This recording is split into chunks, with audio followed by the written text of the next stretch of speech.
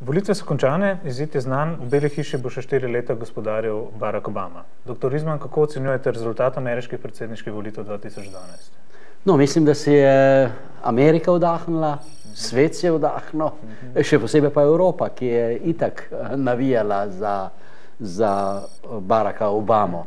Mislim, da je to seveda pomeni predvsem priložnost tisti novi politiki, ki je pravzaprav Obama v prejšnjem mandatu ni mogel v bistvu izpeljati. Vemo, koliko filibusterov je bilo v kongresu, Vzemimo, v času njegovega mandata so republikanci 450-krat z filibusterom blokirali njegove progresivne zakone in ukrepe.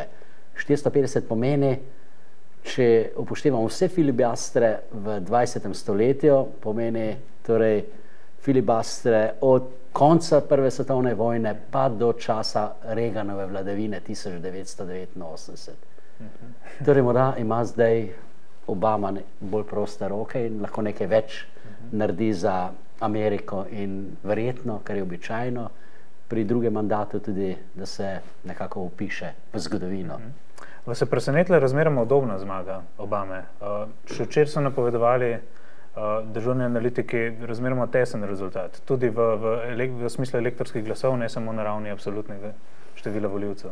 No, seveda tu, bi rekel, ta znanost, ki se ukvarja z volilnimi rezultati, ni egzaktna. Je nekoliko bolj egzaktna, ko gre, kot pa v primeru napovedovanja potresov, kot vemo, ampak seveda je veliko faktorjev, ki vplivajo na možen rezultat.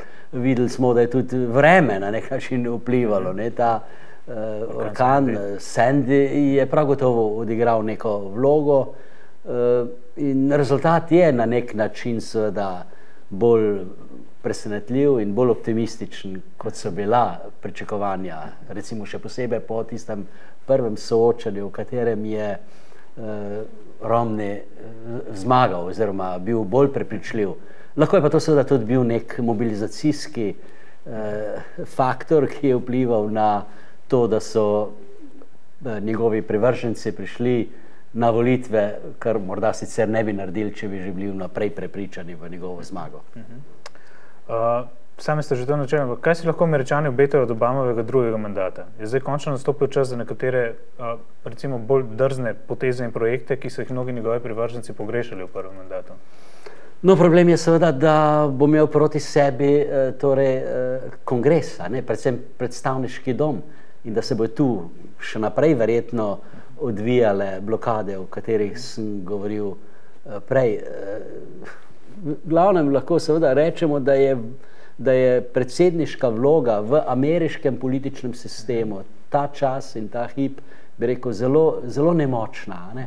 Zdaj, odvisno je seveda od nekega spreminjanja, bi rekel, teh političnih identitet in entitet, kot so to republikanska stranka, kjer bo morala republikanska stranka vendarle ugotoviti, da je bila talec čajankarskega gibanja, da jo ta fundamentalistična skrajna stališča, o katerih v zadnji številki Der Spiegla govorijo celo kot o talibanizaciji republikanske politike, da se bo tu verjetno začeli neki procesi, da pač Amerika po tej poti ne more naprej in da bo morala vloga države pravzaprav odigrati neko večjo vpliv, torej imeti večji vpliv na odločanje, medtem ko seveda je kongres doslej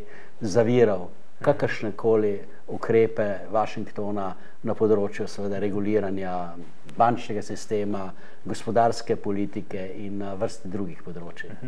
Če se dotaknem še za trenutek predvolilne kampanje, koliko je v šovu ameriške predvolilne kampanje sploh ostalo vsebine? Kako je mogoče, da niti ne preveč ponesrečeni televizijski nastop tako škoduje kandidatu, kot se je tokrat zgodil Obami po prvem televizijskem soočanju? Jaz pravzaprav prej omenil, da imajo take stvari kot nasploh v družbenih procesih lahko tudi nenamerne posledice, unintended consequences. Se pravi, da je to morda prispevalo celo k večji mobilizaciji njemu privrženega volilnega telesa. Če bi šlo vse gladko in tako dalje, potem seveda bi to gibanje podpore v korist Obami nekako zaspalo.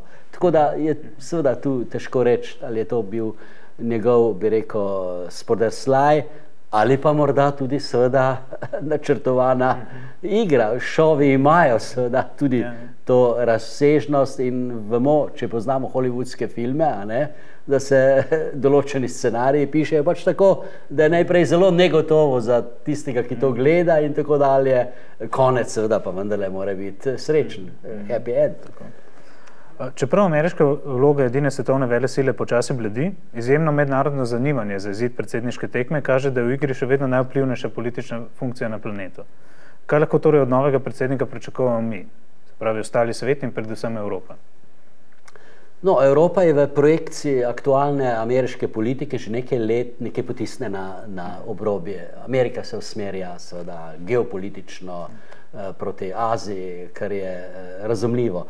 Po drugi strani seveda je Evropa na nek način neatraktivna, ker v tem prizadevanju, da preseže, prevlada krizo, ni dovolj učinkovita. Vsekakor je manj učinkovita ali sploh ni učinkovita v primerjavi z Združenimi državami Amerike.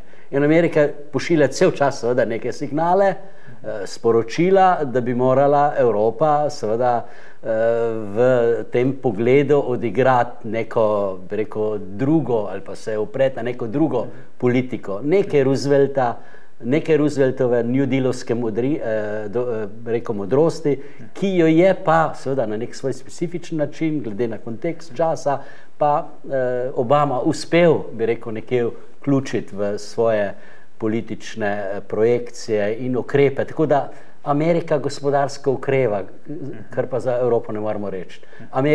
Ameriki se zmanjšuje brezposelnost, v Evropi se še vedno povečuje. Amerika je tudi seveda kakšen korak naprej pri stališčih, ki se nanašajo, ne vem, na recimo torej priseljeniško politiko, kjer je ravno seveda pa republikanska stranka odpovedala in tudi seveda verjetno, morda tudi izgubila, ker enostavno Romney ni imel te nove demografske slike Amerike pred sabo. In vidimo, da so ti priseljenški glasovi manjšin, latinosov, črnopoltih, afriških Američanov in tako dalje. In na koncu celo seveda ženska populacija, ki je močno glasovala v prid Obamo, po tistem, ko je Romney seveda uvedel neke vrste teološko debato o tem, katero posilstvo je pravzaprav lahko sankcionirano in katero ne, kar je bilo seveda jasno nesprejemljivo za velik del ženske populacije. Dr. Rizman, hvala za obisk. Hvala za povabilo.